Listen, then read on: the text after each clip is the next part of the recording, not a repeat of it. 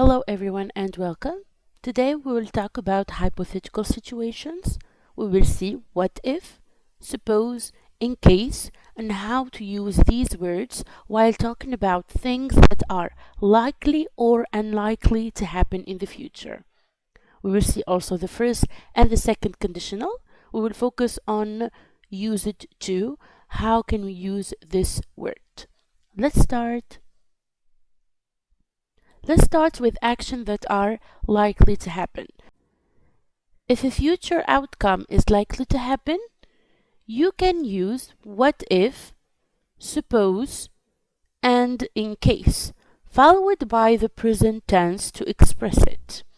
Let's see the first sentence here. What if I fail my exams? I won't be able to go to college. What if means what would happen if a hypothetical situation occurred. We use here I fail. It is in the present tense to show the speaker believes this is likely to happen. Let's see more examples here. Suppose they assess our coursework. We will have to keep a portfolio. Suppose refers to the consequences of a hypothetical situation. The other example, we should start organizing our project work in case they want to see it. We should start organizing our project work in case they want to see it. In case refers to being prepared for the hypothetical situations. Let's do this exercise here to see. Match the situations to the likely consequences. What if we don't pass our exams? What if we don't pass our exams? Maybe we will have to take them again. Maybe we will have to take them again. Number 1. I'm going to take a water bottle. I'm going to take a water bottle in case the exam room is hot. In case the exam room is hot. Number 2. Suppose you cannot afford to study. Suppose you cannot afford to study. Maybe you could apply for funding. Maybe you could apply for funding. Number 3. I am studying really hard tonight. I am studying really hard tonight. In case we have a test tomorrow. In case we have a test tomorrow. Number 4. What if I forget to bring a calculator?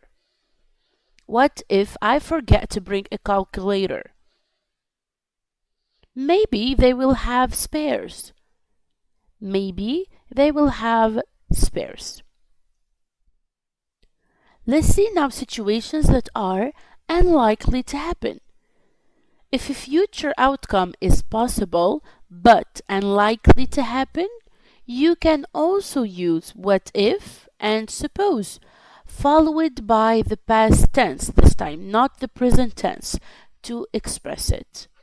You can also use just in case with the present tense.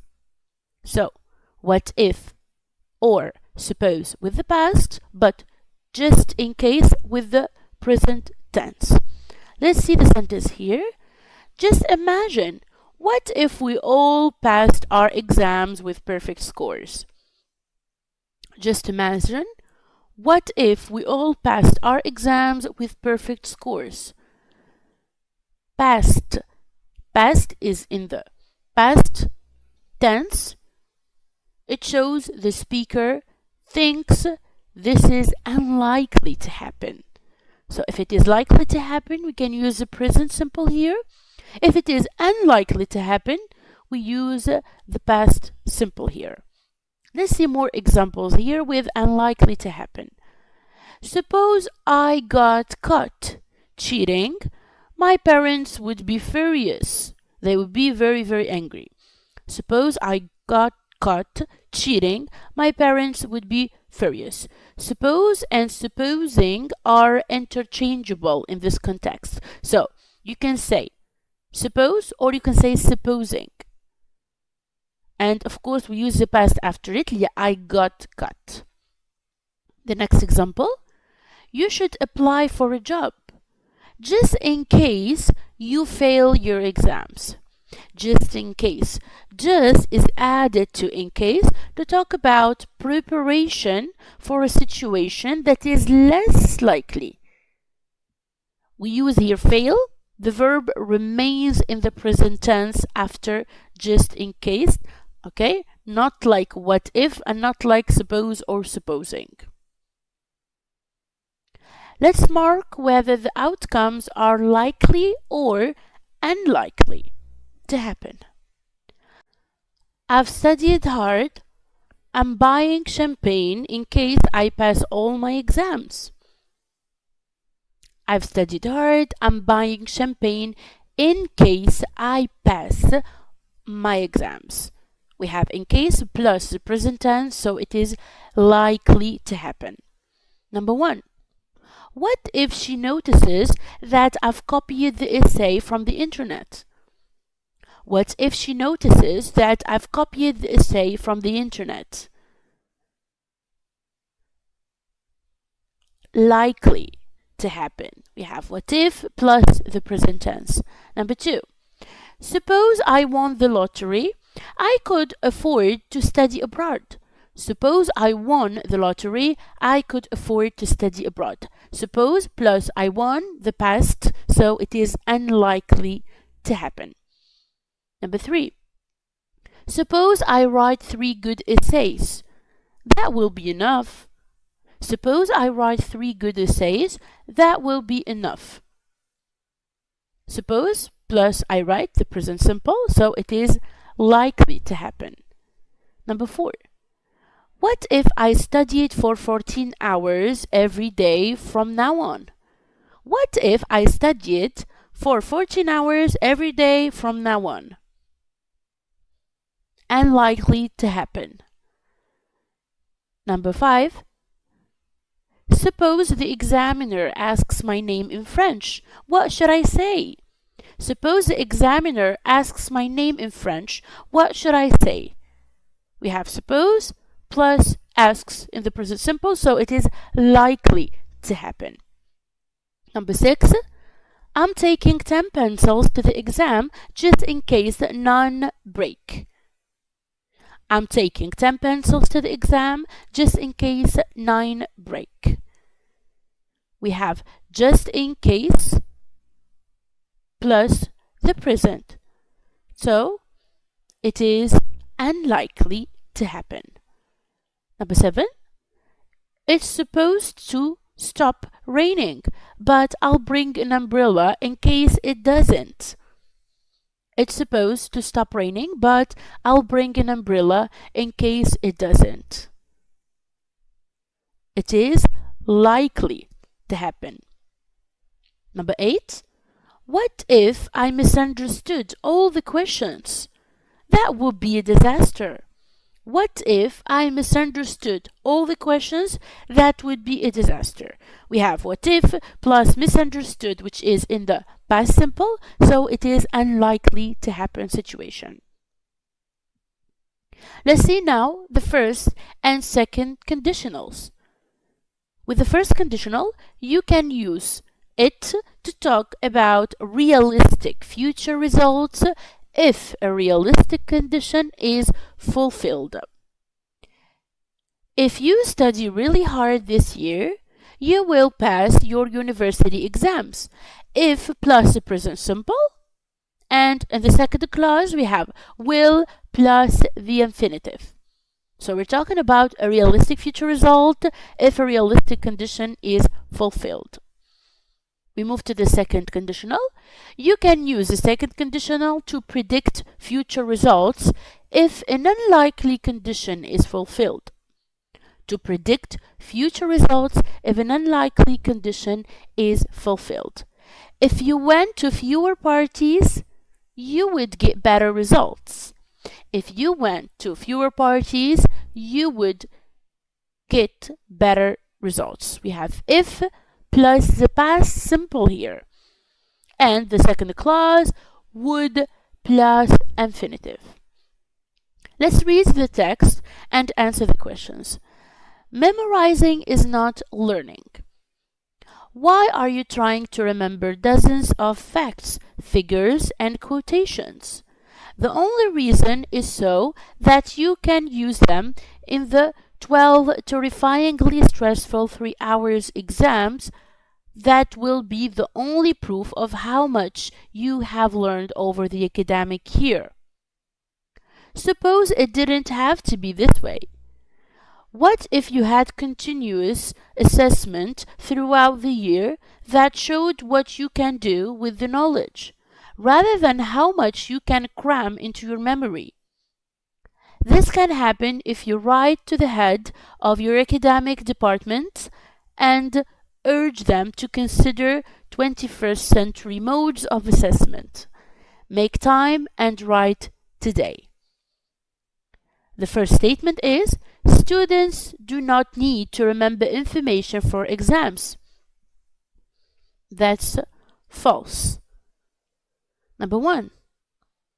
Students take 3 exams at the end of the year. Students take 3 exams at the end of the year. It is false. Number 2. The students currently have continuous assessment. The students currently have continuous assessment. False. The author thinks exams are a fair way to assess students. The author thinks exams are a fair way to assess students. False. And the last one. Students are told that they can encourage change. Students are told that they can encourage change. This is true. Now, let's move to see this word, used to. And how can we use it? You can use used to with an infinitive to talk about past habit. With an infinitive to talk about past habit. We used to play tennis every day, but now we prefer golf. You see, it's a past habit. That means we do not do it anymore. Now we are playing golf, but we used to play tennis. It refers to a past habit. You can also use it to talk about fixed states at some indefinite time in the past. Indefinite time which is not available here. We used to live in London before we moved to Sydney. We used to live in London before we moved to Sydney. It refers to past state. It's not a habit, it's a state. Let's see more examples with used to. Did you used to ride a scooter when you were a student? Did you used to ride a scooter when you were a student? I didn't used to believe in ghosts until I visited a haunted house. Haunted house يعني منزل مسكون. Used becomes use in the question and negative form, of course, because we have the verb to do before the verb. So we change the verb to do, but we do not change the main verb اللي هو use هنا. Another way to say used to with habits now, you can also use would to talk about past habits. It is a little bit more formal, okay, than used to. When I was little, we would go for a picnic every Saturday. When I was little, we would go for a picnic every Saturday. Whenever there was soccer on TV, we just wouldn't do our homework. Whenever there was soccer on TV, we just wouldn't do our homework. Let's see a common mistakes related to used to. You cannot use used to when you're talking about definite time frames in the past, or if you said you did something a certain number of times. So when you use used to, you don't have to be specific, okay? You don't say how many times you did it. You don't say the exact time you did it. We used to play lots of board games when I was young. We used to play lots of board games when I was young. As you can see, when I was young is kind of a general time frame. It's not specific, it's not definite. It is incorrect to say, we used to play lots of board games yesterday. No, yesterday is a definite time frame. We used to play board games 20 times. No, you cannot give a certain number of times. Let's fill in the gaps now using the words in the brackets. Whenever my uncle visited, he would bring presents for us all. Whenever my uncle visited, he would bring presents for us all. Number 1. My mother 5 miles to school and back. My mother used to walk 5 miles to school and back. Used to walk. Number 2. I using the internet, but now I think it's great. I didn't use to like using the internet, but now I think it's great. I didn't used to like using the internet, but now I think it's great. Number 3, it is a question. You have do you used to eat your lunch at school? Did you used to eat your lunch at school? Did you used to eat your lunch at school? Number 4, my grandmother's house not used to have electricity. My grandmother's house didn't used to have electricity. Didn't used to have electricity. Number 5, whenever I had a toothache, my dad would take me to a scary dentist. Whenever I had a toothache, my dad would take me to a scary dentist. Would take me to a scary dentist. That's it for today. Thank you so much for your attention and see you soon. Goodbye.